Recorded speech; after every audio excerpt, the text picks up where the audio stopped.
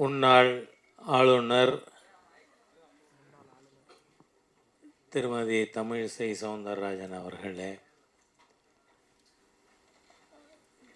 Doctor Soundararajan அவர்களே, திரு ராஜசேகர் அவர்களே மற்றும் மேடையில் இருக்கின்ற இந்த படத்தின் மூலமாக கலைஞர் ஆனவர்கள் அல்லது ஏற்கனவே கலைத்துறையில் இருப்பவர்கள் அனைவருக்கும் என்னுடைய சிறந்தாழ்ந்த வணக்கத்தை சொல்லி, நீங்கள் பார்த்தீங்கன்னா சரியாக 6 மாதம் எல்லா டாக்டர்களும் இப்போ இன்றைக்கி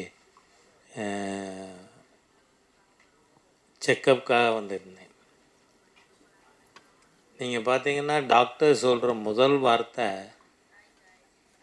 இவ்வளவு சீக்கிரம் பெரலிட்டிக் ஸ்ட்ரோக் ரெக்கவர் ஆனவங்க ரொம்ப ரேர் அப்படின்னு சொன்னாங்க. அதுக்கு டாக்டர் தமிழிசை சவுந்தரராஜன் அவர்கள் என் கூடவே இருந்தது ஒரு காரணம். என்ன நாம் எதுவுமே இயல்பாகவே செய்யணும் அப்படின்னு நினச்சா நம்மளை படுக்க போடுறதும் இயல்பாக ஒரு நடந்த நிகழ்ச்சி மாதிரி இன்றைய தினம் 6 மாதத்துக்குள்ளே உங்களுக்கு நடுவில் பேசக்கூடிய அளவிற்கு ஆண்டவன் எனக்கு உதவி இருக்கான். அதை நம்ம மறுக்கவே முடியாது.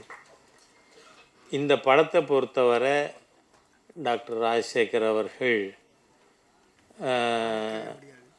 ஒரு விஷயத்தை சொல்ல விட்டுட்டாருங்க. மேக்கப்பே கிடையாது. இந்த படம் எடுத்ததில் மேக்கப்பே கிடையாது.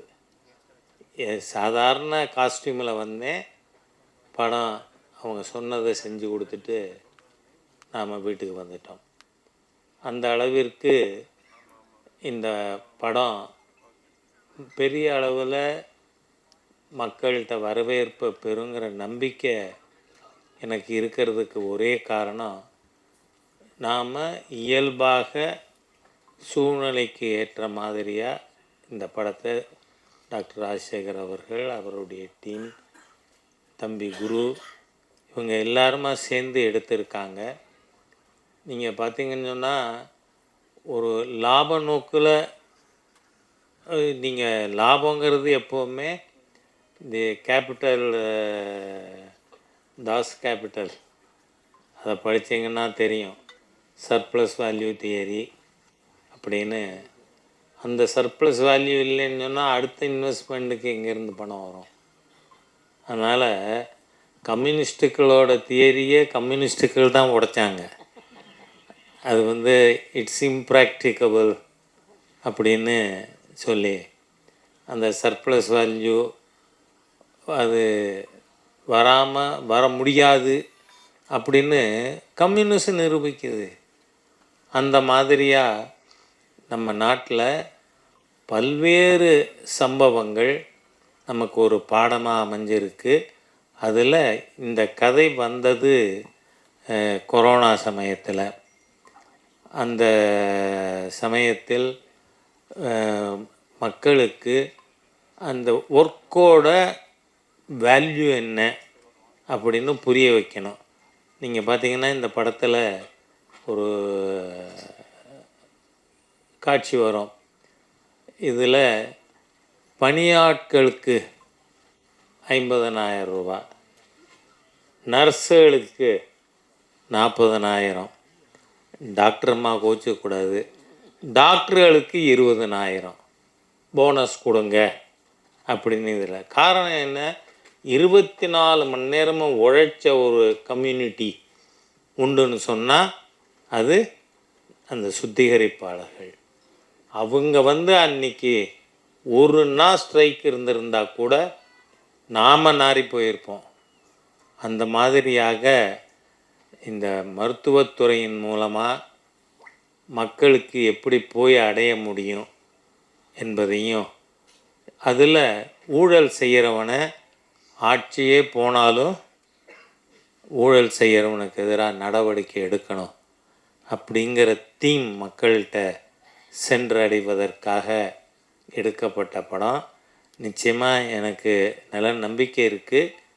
வர்ற வெற்றி விழா நடக்கும்பொழுது நான் ஓடிப்போய் மைக்கில் நின்று பேசுகின்ற அளவிற்கு நிச்சயமாக இருக்கும் என்கின்ற என்னோட நம்பிக்கையும் தெரிவித்து, இந்த படம் வெற்றி பெறணும். அதை மக்கள் அனைவரும் ஏன்னா இன்றைக்கி 3வதுன்னா சூப்பர் ஸ்டார் ரஜினிகாந்த் அவர்கள் என்னை பார்க்க வந்தார். அப்போது வாங்க எப்படி இருக்கீங்க அப்படின்னு கேட்டேனா, என்னங்க நீங்கள் எப்படி இருக்கீங்கன்னு பார்க்குறதுக்கு நான் வந்திருக்கேன், என்ன எப்படி இருக்கீங்கன்னு நீங்கள் கேட்குறீங்களேன்னு. டாக்டர்ஸ் வேர் சர்ப்ரைஸ்டு. பெரலிட்டிக் ஸ்ட்ரோக் வந்தவர் அவர் வாங்கன்னு வரவேற்கிறார் அப்படின்னா அந்த அளவிற்கு ஆண்டவன் அருளோடு இருக்கான் அப்படிங்கிறத நாம் மறுக்கவே முடியாது. எனவே இந்த விஷயத்தில் படம் மிகப்பெரிய வெற்றியாக ஓடும். அந்த ஓடுறத ராஜா ஓடி போய் பார்ப்பான். அந்த அளவுக்கு சூழ்நிலை இருக்கும், உங்களுடைய ஆசி இருக்கும் அப்படிங்கிறத தெரிவித்து வார்த்தைகளை நிறைவு செய்கிறேன். வணக்கம்.